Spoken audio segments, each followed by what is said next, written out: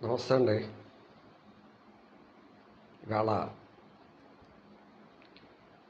రుణదాతలు, రుణగ్రహీతలు గురించి మాట్లాడుకుందాం. ఎంతటి వారికైనా సరే ఏదో టైంలో అప్పు చేయాల్సిన అవసరం పడుతుంది.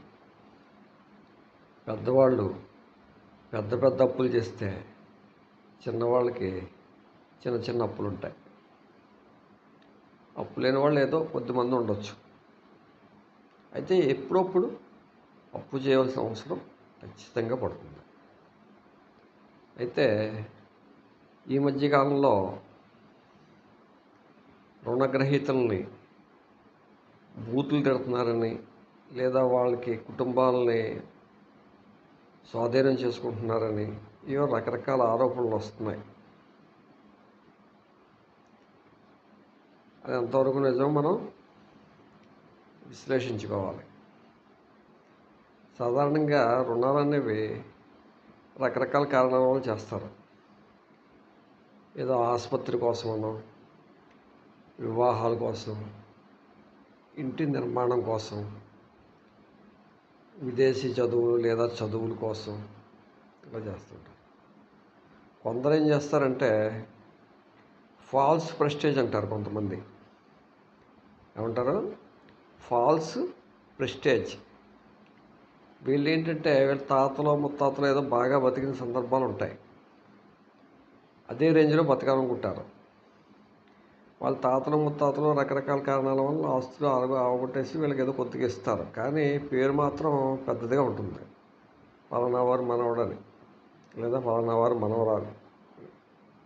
ఆ పేరు, ఆ ఇమేజ్లో, ఆ చట్టంలో ఇరుక్కుపోతారన్నమాట వీళ్ళు.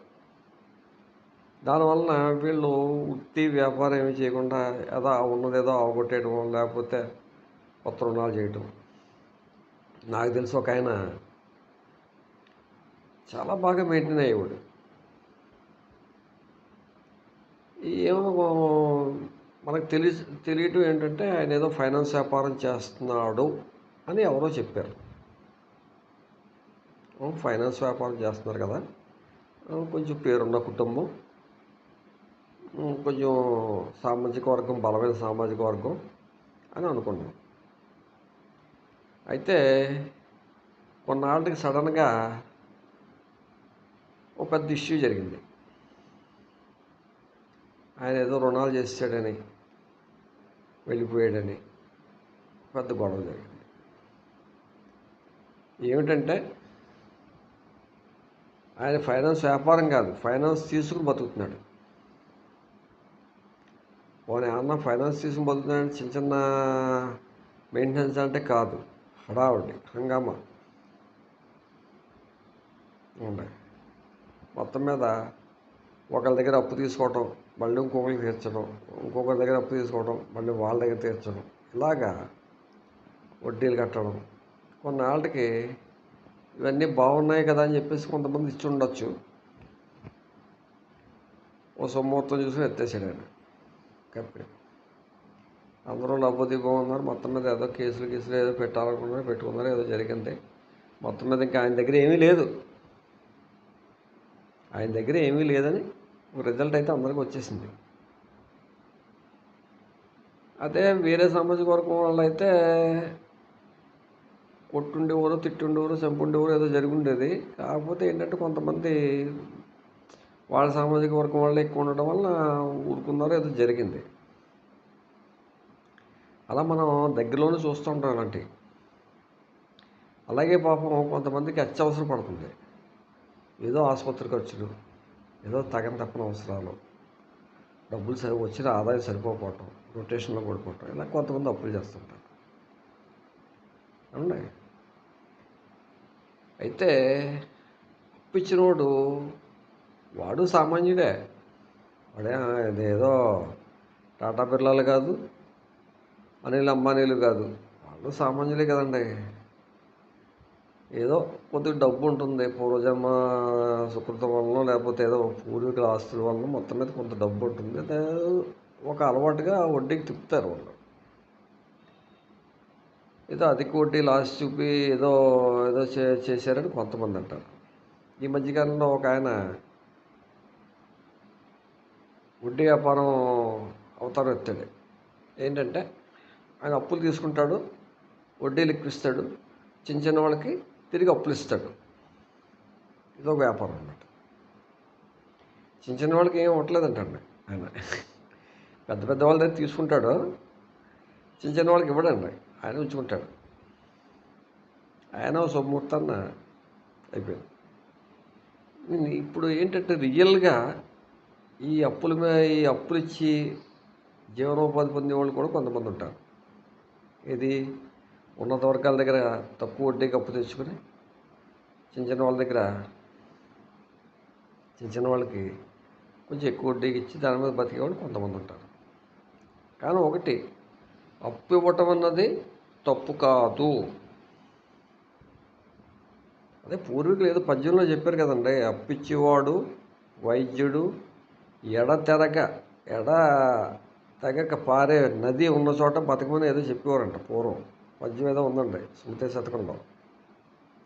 అంటే మన ఏదైనా గ్రామంలో ఉండాలి, బతకాలంటే అక్కడ అప్పిచ్చేవాడు ఉండాలి, అరువిచ్చేవాడు ఉండాలి, ఒక వైద్యుడు ఉండాలి, రోగం వస్తే తాగడానికి చక్కటి మంచినీరు ఉండాలి. ఈ మూడు ఉన్న చోట మనిషి బతకాలి అని చెప్పేసి ఏదో చెప్పారు. మరి వాళ్ళ అప్పిచ్చేవాడిని యమధర్మరాజు కింద పోలుస్తున్నారండి. మా దగ్గర దుబ్బారు చాలామంది ఏదో కొద్దిగాలండి అండి. ఏదైనా సరే అప్పే కదండి. 100 రూపాయలు అయినా అప్పే, 10,000 అయినా అప్పే, 20,000 అయినా అప్పే. ఏదో పోలిన తగిన తప్పన వచ్చిందని ఇస్తాం. ఇంకా మళ్ళీ మనకి సమాధానం చెప్పరండి, కనపడరు. ఒకవేళ కనపడినా మనం సిగ్గుపడాలి వాళ్ళని చూసి. అలా ఉంటాయి వ్యాపారాలు. అయితే నిజంగా నిజాయితీగా అప్పు తీర్చేవాడు ఇబ్బంది పడతాడండి కొన్ని చట్టాల వల్ల. మనకున్న ఇప్పుడు రుణగ్రహీత చట్టాలు, రుణదాత చట్టాలు ఏమి ఉన్నాయి కదండి, కొన్ని రూల్స్. ఇవి పలానావాడు నన్ను బూతులు తిట్టాడు, పలానావాడు నా భార్యని బూతులు తిట్టాడు అన్నాడంటే చాలండి, ఇంకంతే సంగతి ఆడి పని. సరే ఇది ఉట్టుదో నిజం వదిలేద్దామండి. అది నిజమా అబద్ధం అన్నది మనకు తెలియదు. మనం కళ్ళతో చూడలేదు, మనం చెవులతో వెళ్ళలేదు కాబట్టి మనం వదిలేస్తుందండి. ఇలాంటి ఆరోపణలు వచ్చినప్పుడు ఎవడైనా ఒప్పిస్తాడా? ఇప్పుడు ఒక ఎమ్మెల్యే అభ్యర్థిగా పోటీ చేయాలనుకున్న వ్యక్తి అప్పులకు వెళ్ళాడని చెప్పేసి మనం వింటూ ఉంటాం. అలాగే రాజకీయ నాయకులు ఎలక్షన్ వచ్చినప్పుడు పెద్ద పెద్ద వాళ్ళ దగ్గరికి అప్పులకు వెళ్తారని చెప్పేసి మనం వింటూ ఉంటాం. కొందరు భూములు ఆస్తులు తాకట్టు పెట్టి కొందరు రాజకీయాల్లో పాల్గొంటే పరపతి మీద తెచ్చుకుని కొందరు పాల్గొంటారని చెప్పేసి మనం వింటూ ఉంటాం. ఎవరైనా సరే ఒక్కొక్క సందర్భంలో అప్పులకు వెళ్తారు. అయితే కొందరు ఏంటంటే బంగారం అంటే ఏవో ఆస్తులు తాకట్టు పెట్టుకుని తెచ్చుకుంటారు, నిజాయితీగా తెచ్చేసుకుంటారు, అయిపోతుంది. అయితే చేబదులు పుచ్చుకునే వ్యాపారాలు ఉంటాయి చూసారా, నోటు మీద ప్రామిసరీ నోటు మీద పుచ్చుకునే వ్యాపారాలు ఉంటాయండి. ఇవేంటంటే పుచ్చుకున్నప్పుడు చాలా వినయంగా పుచ్చుకుంటారు. బాబాయ్ గారు అయ్యగారు, సార్ గారు అండి. చూశాను చాలామందిని. పుచ్చుకున్నప్పుడు బాగా వినయంగా పుచ్చుకుంటారు. తర్వాత కూడా సమాధానం వినయంగా చెప్తారండి. ఇచ్చేస్తాను బాబు, ఇచ్చేస్తామన్న మాటే తప్పించి ఇంక వేరేది ఏం కనపడదు, వినపడదు. ఇచ్చేస్తాం, రేపు ఇచ్చేస్తాం, వచ్చినా ఇచ్చేస్తాం. అదేదో వచ్చేసిందంటే ఇచ్చేస్తాం, ఇదేదో వచ్చేసిందంటే ఇచ్చేస్తాం. అదేదో మా తోడేళ్ళు అమ్మేస్తున్నాడండి, అటు నాకు డబ్బులు ఇవ్వాలంటే ఇచ్చేస్తాం. ఇదే మాటలు. ఆయన చేతిలోంచి మనకి డబ్బు రాదు. కరికిపాటి గారు అంటారు కదా, మీరు ఏమన్నా అడిగితే 10,000 అడిగితే 1,000 ఇవ్వండి అని. అలాగా రుణదాతలు లేకపోతే ఎలా బతుకుతారు ప్రజలు? అదొక్కటి ఆలోచించాలండి. చట్టాలు చేసేవారు ఎవరైనా, రూల్స్ పాటించేవారు ఎవరైనా సరే, ఎంతటి వాడైనా సరే రుణం చేయవలసిందండి. ఎంత పెద్ద అధికారం నుండి ఎవరైనా సరే ఏదో సందర్భంలో స్నేహితుల దగ్గర, ఇరుగు పొరుగు దగ్గర ఎప్పుడైనా సరే రుణం చేయవలసిందే. ఆఫీసులో చూశానండి నేను, పెద్ద పెద్ద జీతగాళ్ళ దగ్గర డబ్బులు వసూలు చేసుకునే రుణదాతలను చూశాను నేను. నిజానికి ఆ జీతగాళ్ళకి మనం సరిపోండి ఏ రకంగానూ కూడా. మరి వాళ్ళు అలా రుణాలు తీసుకుంటున్నారంటే వాళ్ళకి అవసరమైంది. వాళ్ళకి ఎంతకంటే ఏదో పెద్ద ఆపద వచ్చిందో లేదా ఏదో పెద్ద ఏదైనా ఆస్తి కొనుక్కున్నారో ఏదో జరిగిందో ఏమైందో తెలియదు. ఆఫీసుల దగ్గర 1వ తారీఖుకి రుణదాతలు కొన్ని చోట్ల ఉండడం ఇప్పటికీ చూడగలుగుతాం. ఏమండి, ఈ మధ్యకాలంలో ఆడవాళ్ళ దగ్గరే కొంతమంది ఒకళ్ళు ఇస్తున్నారని ఇంకొకళ్ళు పలానా వడ్డీ ఎక్కువ ఇస్తున్నాడు, కరెక్ట్గా ఇస్తున్నాడని ఇలా ఒకళ్ళని చూసి ఒకళ్ళు ఇచ్చేసి నష్టపోయిన వాళ్ళు కూడా మనం అప్పుడప్పుడు చూస్తూ ఉంటాం.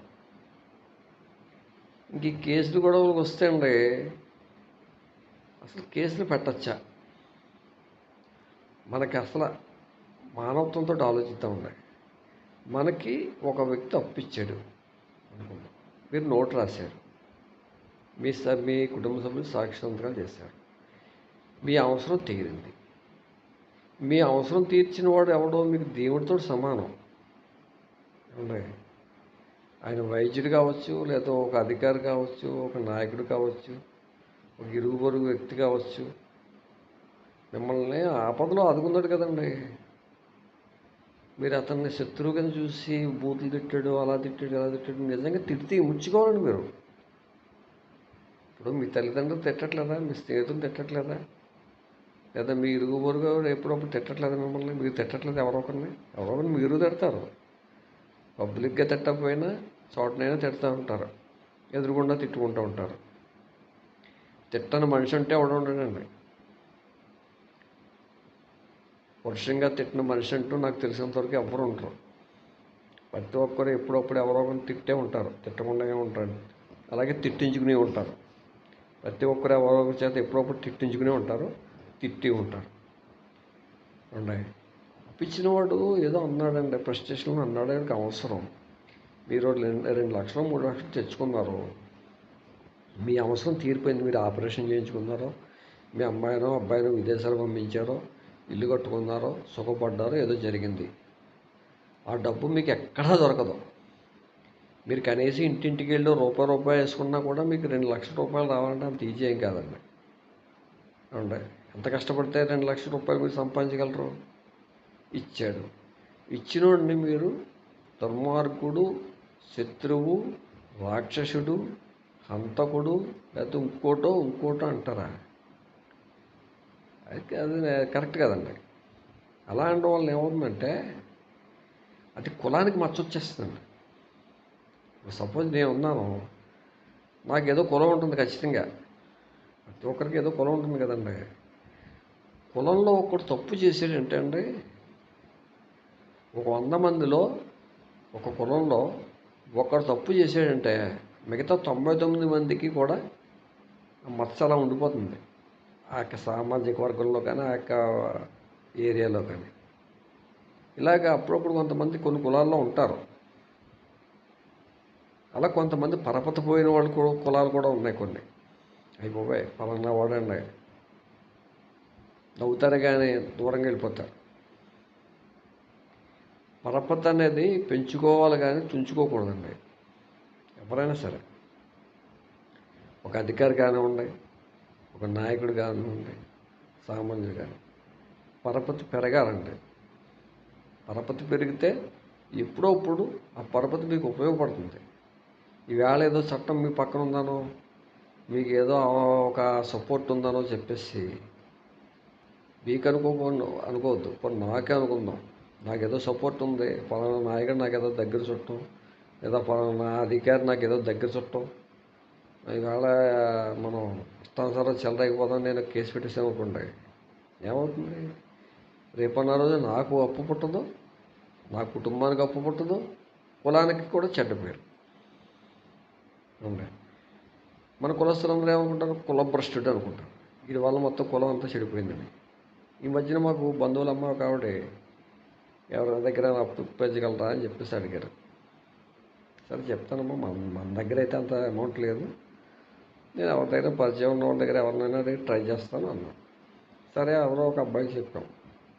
అతనికి ఎవరినో తెలిసిన వాడిని అడిగితే అది ఒకటే అన్నాడు, ఈ గొడవలు పడలేకపోతున్నామండి, మనం చేయబొత్తుళ్ళు అయ్యి ఏమవట్లేదు అని చెప్పేసి. చూసారా, ఒక్కరు చేసిన పనికి కొన్ని లక్షల మంది మనం మొత్తం రాష్ట్రం మొత్తం మీద 10 మందో 20 మందో పెట్టిన వ్యవహారాలకి కొన్ని లక్షల మందికి పరపతి పోతుంది. పరపతి అంటే ఏంటి? డబ్బే. మాట విలువండి. ఇప్పుడు బ్యాంక్కి వెళ్తారు, మీ డబ్బులు మీరు తీసుకోవాలంటే సంతకం పెట్టాలి. గొప్ప ఏమొస్తుంది అక్కడ? బంగారం పెడతారు, ఆ బంగారం పెట్టి కూడా వచ్చే వరకు కూర్చోవాలి. ఆడేదో రాసిన చోట కొంతమంది అయితే రాయట్లేదు కూడా అండి, మహా మేధావులు ఉన్నారు. ఆ ఫారం ఫిలప్ చేయరు, అప్పు చీటేని సంతకం పెట్టేయండి అంటారు. మనం ఏదో కంగారులో పెట్టేస్తాం, అంతే వస్తువు మారిపోతుంది. ఒకసారి జరిగింది. పెట్టండి అన్నీ ఆయన రాసుకుంటాడు అంటున్నాడు వాడు. అన్నీ ఆయన రాసుకుంటాడంట. ఆ వ్యక్తి మంచివాడే, స్నేహితుడే, నాకు మంచివాడని తెలుసు. కానీ ఎంత మంచివాడైనా ఎంత స్నేహితుడు నాకు ఊరికనే ఇవ్వాలి కదా అప్పు. నేను మంచివాడని తెలుసు, కానీ నాకు ఊరికనే ఇవ్వలేదు కదా అప్పు. నేను బంగారం పట్టుకెళ్తే నా చేత సంతకం పెట్టించుకుని నాకు అప్పు ఇచ్చాడు అనుకుందాం. మరి సంతకం పెట్టేయండి అన్నీ ఏం రాసుకుంటాడంటే ఏం రాసుకుంటాడు? నువ్వు 50 గ్రాములు పట్టుకెళ్తే 5 గ్రాములు రాసుకుంటాడా? అంటే మనం 50 గ్రాములు ఏదో నగ పట్టుకెళ్తాం, లేదా 10 గ్రాములు నగ పట్టుకెళ్తాం. 2 గ్రాములు రాసుకుంటే, మనం గొలుసు పట్టుకెళ్తాం, ఉంగరం రాసుకుంటే మీరు ఉంగరం పెట్టానంటాడు అంతే. దూరం ఇంకా ఎవడైనా సరే ఎంత పెద్ద మొనగాడైనా కాళ్ళు ఎగరేసినా అక్కడ ఏం తప్పవండి ఇంకా. మరి అలాంటి పరిస్థితుల్లో మీకు చేయబోతులు ఇచ్చాడంటే అండి ఏమీ పెట్టకుండా మరి మీకు దేవుడితో సమానం కదండి. కానీ తప్పండి అది. మీరు ఆత్మవిమర్శ చేసుకోండి ఎవరైనా సరే. మీరు నాకు చుట్టం, వాడు చుట్టం కాదు, మీరు చుట్టం కాదు, ఎవరైనా సరే అండి. పరపతి అన్నది ఉండాలండి. పరపతి బాగొట్టుకుంటే రేపన్న రోజు తప్పని అవసరం వస్తుంది. మీ పేరు అందరిలోకి వెళ్ళిపోతుంది. ఫలానావాడికి అప్పు ఎగ్గొట్టాడు అని. అప్పుడు ఏమైపోతుంది? ఎవడు అప్పు ఇవ్వడం. మీకు సొంత ఊర్లోనే అప్పు ఇవ్వకపోతే పొరుగురులో ఎవడిస్తాడు? ఉండే ఆలోచించాలండి, మనం చేసే పని కరెక్టా కాదా. ఇవాళ ఏదో అధికారం ఉందో, అధికారం మన పక్కన పడుకుందానో మనం చెలరైపోతే అధికారం పోతే ఏమవుతుందండి? ఇలాగే జరుగుతాయండి. చిత్రం ఏంటంటే అప్పు ఇచ్చి హత్యలకు గురైపోయారు పాపం కొంతమంది. అప్పులు ఇచ్చి హత్యలకు గురైపోయారు అంటే వాళ్ళకి వెనకాల ఏదో దురాశ గిరాశ, ఏదో అలవాట్లు, మందు అలవాట్లు, ఇంకోటి ఉండొచ్చు. ఏదైనా సరే అండి, అప్పు ఇచ్చిన వాడిని పాడు చేయటం అంత దుర్మార్గం ఇంకేమీ ఉండదండి. మనం వెళ్ళి ఎవరిని పొడవక్కర్లేదు. అప్పు ఇచ్చిన వాడి మీద మనం దుర్మార్గుడు అన్నామంటే చాలండి. అది చట్టం దృష్టిలో తప్పు అవునో కాదో తెలియదు, కానీ భగవంతుడి దృష్టిలో మాత్రం అప్పు ఇచ్చిన వాడిని దుర్మార్గుడు అన్నామంటే అది పాపమే నా దృష్టిలో. మనం మన అవసరాలు తీర్చుకోవడానికి అతని మీద ఆధారపడి అతను దుర్మార్గుడు అంటాం న్యాయం కాదు. బాగా ఆలోచించుకోవాలి, ప్రతి ఒక్కరూ ఆలోచించుకోవాలి. మనకి పరపతి ఉండే విధంగానే మనం మనుషులు కావాలి. రుణదాతలు ఉండాలి, వైద్యుడు ఉండాలి, మంచినీరు ఉండాలి, మంచి గాలి ఉండాలి. అలా ఉంటేనే మనం బతకగలం. ఉండే ఓకే అండి.